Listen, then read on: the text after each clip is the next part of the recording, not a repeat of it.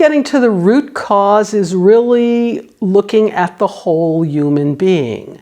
And many treatment programs will look at the brain-based piece of problems, and that leads to the use of medications, prescriptions to address problems.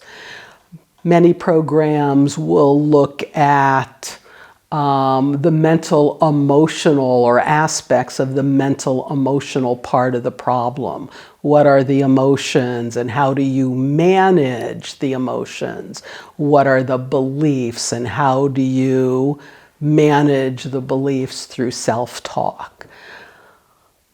While all those things are necessary, and those are things that we do at the sanctuary, there are other pieces that are also necessary to really reach the root cause. And when we talk about being a holistic program, that's what we're addressing. So we're addressing the brain-based and the physiological body-based pieces of this through not only prescription medication when it's needed, but also through supplements, also through nutrition and diet.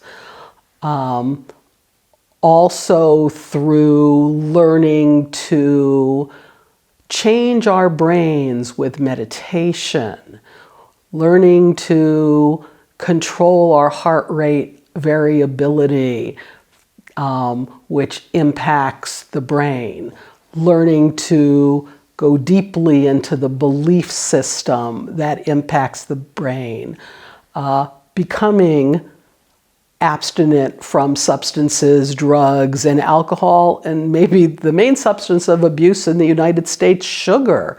When we're here, we don't include sugar in our diet because that's a really important thing to become abstinent from as well. Being conscious of how the information we ingest changes our brain. So being discerning about what we look at in terms of social media and how often we're attached to our screens, all of which impacts the brain. We look at the mental emotional pieces through cutting edge psychology and psychotherapy to help people learn to manage feelings and regulate feelings. But beyond that, to really process the old wounds and the old traumas, really calm the body's responses to those wounds and traumas through things like somatic experiencing and somatic therapies and trauma release exercises. We look at developing greater self-awareness, self-compassion, self-love for our inner child and our complete inner family, so we can really start to love and accept ourselves in a different way and practice greater kindness and compassion towards ourselves. So we include all of those psychological, mental, and emotional pieces. We process trauma through EMDR therapies. The piece that we also do that is rarely found in other treatment centers is working on the spiritual and emotional level, and energetic level. As human beings, we have an energy field the same way all living things have an energy field. And we've all experienced this. We experience it when we meet someone for the first time and we go, wow, I really like that person's energy, or like, I don't like that person's energy so much. We may know nothing about them, but we are responding energetically to them and to their energy field. We experience it when we go into that expanded state that we call falling in love, or we are with our loved ones, or we are out in the beauty of nature. We are experiencing energy. Our culture doesn't educate us about energy, so we don't know that that's what we're experiencing. But we are aware of it, and we all, as a living human being, have a living energy field. When we have these wounds, these problems of living that cause pain and suffering, those wounds are not just in the brain and the body and the mental and emotional systems. Those wounds also exist in our energy field. and they exist as impressions or imprints in our energy field.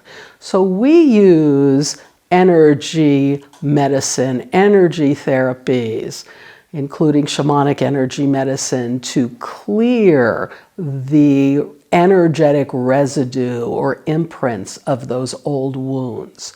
We use energetic work, soul retrieval, to bring back vital energy that we may have lost through the shock of trauma, overwhelming experiences, and wounds, energy that's gone into safekeeping and needs help to return to us so we can be whole, so we can again reclaim that peace and serenity and love and inner wisdom that is our birthright and that is not dependent on outer circumstances.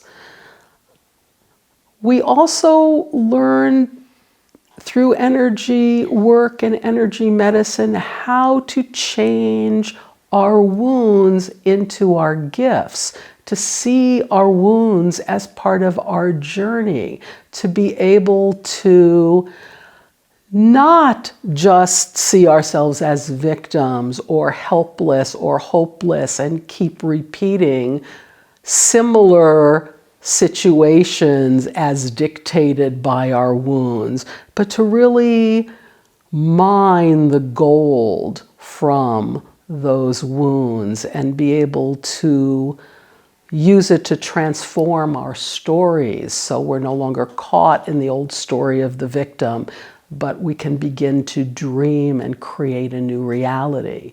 And we use ceremony, poetry and music and sound and myths and archetypes to lock in that shift, that transformation, that change, that dreaming a new way into being while releasing that old way. And that helps to make us complete and whole, so we're no longer the person who had this wound, who suffered, who had this symptom, who had this addiction, but we're a person on a journey that may have included all of those things, but where those things contributed to our moving forward into a place of magic, into a life of wholeness, rather than a life of coping and quiet desperation. And each person who begins to move into that journey, into that new place of wholeness, it's not only for them, it's for their families, it's for their communities, and ultimately it's for the world, because that energy that we hold impacts everybody around us.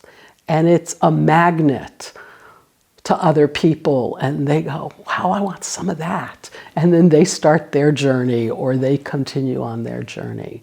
And really, that's what we mean when we talk about a holistic program. We talk about being a whole person. Whole physically, mentally, energetic, and spiritually in a non-religious, non-denominational way, but of being tapped in to that greater source that is our birthright.